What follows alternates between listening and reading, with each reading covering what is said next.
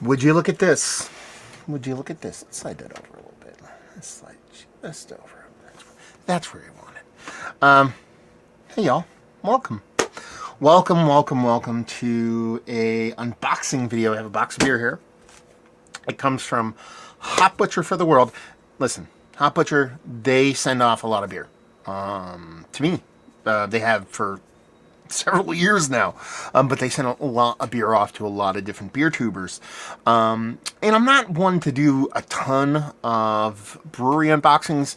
Stopped doing those for a while, and figured I'd bring some back. Might as well do them. I'm gonna unbox them anyway. But it's been a while since I've done a Hop Butcher unboxing. Kind of curious to what's going on in there. So we'll sit here and chat for a little bit. Let the room fill up, as it were. Window Beer Review, Thomas. What's going on? Hello, homie. And we'll do an unboxing. So what do we got going on? We got a bunch of stuff going on. Today is Mother's Day. We all have mothers. And word to all of them. Yeah, no, it was a great Mother's Day. My mom, she passed 20 years ago. Wow. 20 years ago? That's insane. So yeah, my mom passed 20 years ago. That's crazy. But I have a wonderful wife who is a mother of my son Micah, and her mom I consider my mom. So I still have very much going on for Mother's Day. Ended up doing my dadly, because that's a word, dadly duties today.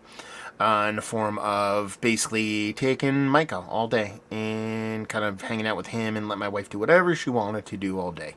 He's taking a little bit of nappy poo.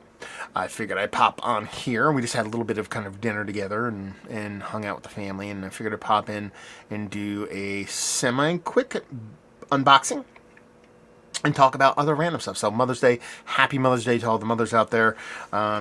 You are the reason why most of us of the male gender do not suck. If we do suck, then we probably had either no mom or a poopy mom. So all you awesome moms, happy Mother's Day.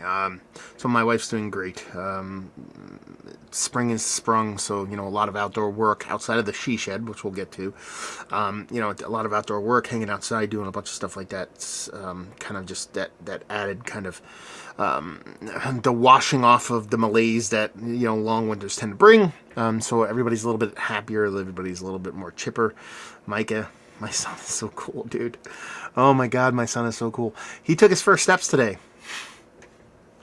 First steps. That's insane. Yeah, he will be a year and 2 months old in a couple weeks. I'm not doing that months crap. At least, he's 4,700 months old. Not doing that. He took his first. He actually had a bunch of firsts over the past couple weeks. He's been really getting super verbal, daddy for a lot of specific things. More specifically in the morning, I kind of take him quite often in the morning time, let my wife sleep in. So big time daddy's going on there. He now gets down off the couch, feet first, and doesn't go flying off head first, which is absolutely fantastic. That is actually something that happened yesterday. And then today I was kind of working with him, like, come to me buddy, and he'd be holding on to something and he'd take one step and fall into me. I was like, okay, those are literal baby steps. And then we went upstairs right before we had dinner and right before his nap.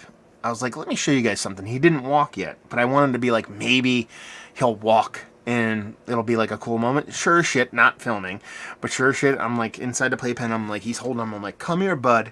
And he looking around, he lets go, and he takes one step, two steps. He looks around, he takes another step. He looks around, takes another step, and then falls. I mean, he walked. The dude walked. My son walked. It's an absolute insanity.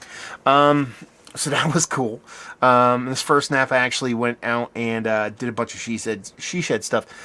Massive home-based stuff. That is coming along. I'm exhausted. I've never worked this hard for this long in my life. More specifically, working a regular day job. And then kind of slowly going out there every night, every day I can, trying to build stuff. I thought I was going to go faster, but it's not like I'm slacking or I'm not doing what I need to do. I had a bit of a hiccup with a bunch of cabling that Lowe's kind of shorted me on, and it took me 2 weeks to sort that out. So that kind of put a little bit of a kibosh on movement there, because I had to get that cable run and put in a conduit and dug up and buried and all that kind of stuff. So that kind of prolonged stuff. And then right when I was about to be like, okay, let's hit the road, let's start or hit the gas, I should say, and let's start insulating and drywalling. I was like, let's do that. That was going to be my big thing over the past few days. And I said, you know what, let me just look up some additional information that I just, I've never done this up before. And it turns out you really shouldn't drywall and insulate a cathedral ceiling or any kind of air-conditioned or heated or conditioned unit without having some kind of ventilation.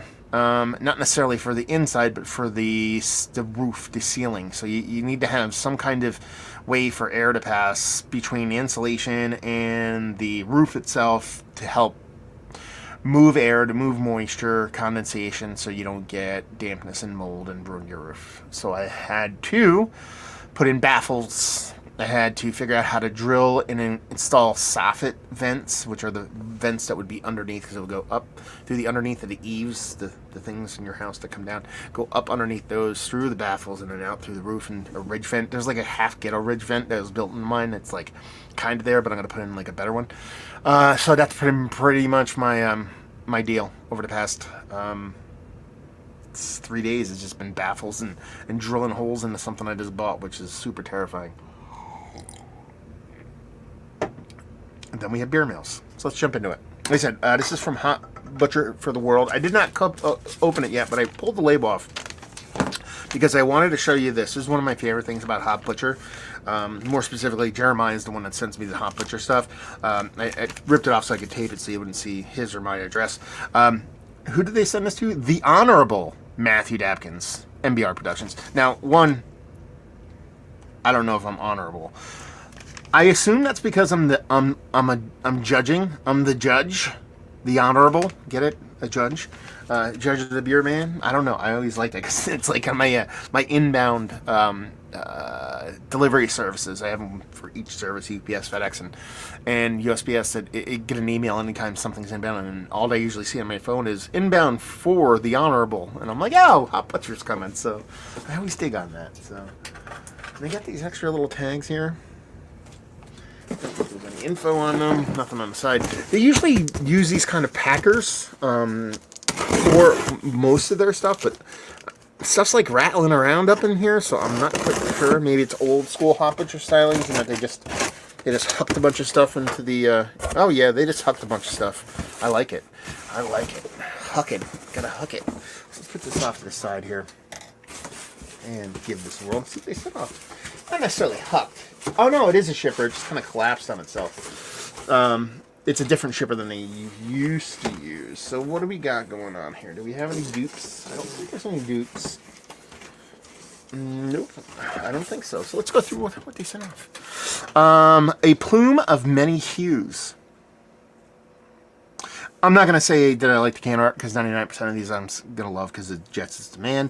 So it's a plume of many hues. It's the Nelson Sauvin and Sabro hopped India Pale Ale, 7% alcohol by volume. Their tasting notes in the back would be your bright citrus, tropical, rape tropical, and a pleasant cocoa nuts.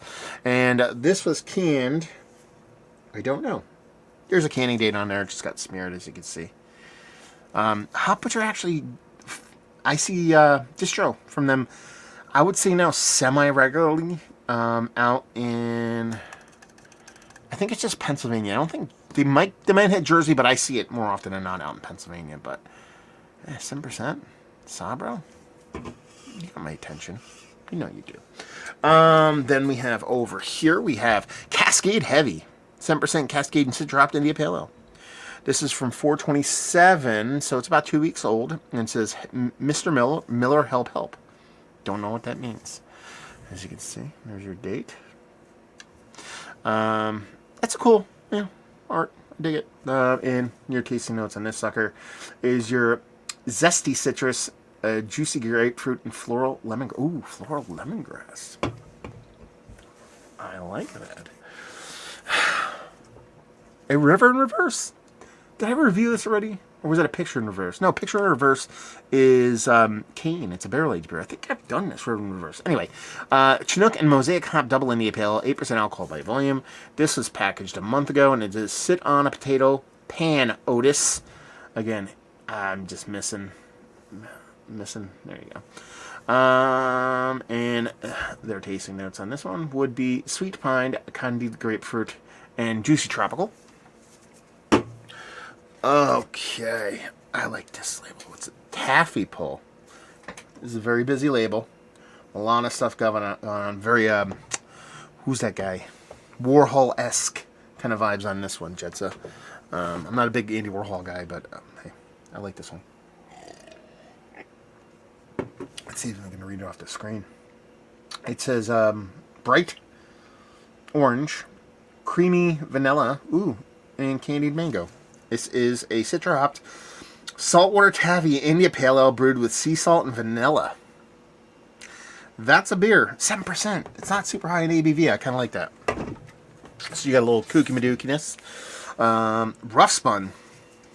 It sounds familiar too, but I don't remember the can looking like that. 8% alcohol by volume, 8.5. Simcoe, Columbus, Amarillo hopped double India Pale Ale. This is a couple weeks old. 418. As you can see there. And we have here Juicy Peach, Piney Grapefruit, and Candied Pineapple. I was going to be like, what the hell is this going on here? That's art, but it kind of obscures the government warning, so I don't know, you can go to jail for that or something? I do not know. I don't know if I remember barcodes being on the Hot Butcher stuff before. Is this the first time I'm getting barcodes? Because I just noticed that. I'm like, wait a minute. And they're on the curved part. You're supposed to do it vertical. Come on. Oh, barcode compliance. It's my bane of existence, actually. How giant is a giant? I know I've had this one before. 10.5% Mutueka. Simcoe. What else we got? I can't see it. Citra hopped triple India Pale Ale. Tasting notes in the sucker. Sweet berry. Zesty citrus, ripe tropical. Yeah, I remember seeing that before. I don't know if I reviewed it or not. I don't review every beer, especially now, that I get from anybody, breweries or whatever. Clear IPA. Clear IPA. This, I think, is a reissue art. Like, they reuse this art. I'm pretty sure they used this on different beer before, but a different color. Citra, Centennial, Chinook, Cascade, and Columbus. Now you know why there are 5 C's. So you have Citra, Centennial, Chinook, Cascade, Columbus. You're talking about old school. You're talking about the 5 C's. 7.5% alcohol by volume. There's a date on here. I will never be able to read it because it's gigantic, like way bigger than it should ever be. It was from March. And their tasting notes on this sucker are bright citrus. I'm not going to be able to read it. Pleasant pine and ripe tropical. Yeah, there you go. Two more. Oh, Tavern King. I've reviewed that sucker before. This is a 8% alcohol by volume of Citra, Vic Secret, Mosaic, and Nelson Sauvin hopped double India Pale Ale. Creamy mango, crisp white grape, and dank berry. Sorry, I thought I was going to say resinousness. Another smeared date on there. This one feels dirty. I said that weird. Last but not least, Double Grid. Classic. One of the first beers, or no, it was probably Grid, not Double Grid, but one of the first beers I ever reviewed from them. Citra Mosaic hopped, double India Pale Ale, 7.5%. No itty bitties in this one. This is on 411, double the fun. Say it. Double the fun, son. It's an awesome little box. Thank you very much, Jerimiah, for sending these off. You got the classic Double Grid, a little Tavern King up in this piece. You know, I want to know about this one. I feel like this art has been reused, like that was on some other one. But I think this Taffy Pull's my favorite label. I think it is. Maybe this one. I don't know. But they're beautiful. So there you go. A little bit of chats. Oh, BC's up in the piece. BC Beer Review saying cheers, brother man. What's going on, homie? yeah, figured I'd do an unboxing, Hot Butcher unboxing. It's been a while since I've done one. And I wanted to kind of take a quick break and just chill out. Give you a little update on the moms of the worlds and the Micahs of the worlds and the massive home bases of the worlds. And there you go. So hopefully you guys enjoyed this unboxing. I certainly did. Hopefully you're enjoying some Hot Butcher or other delicious beer-flavored beers of different varieties. Because those are words. Hope we'll see you next time. Cheers, y'all.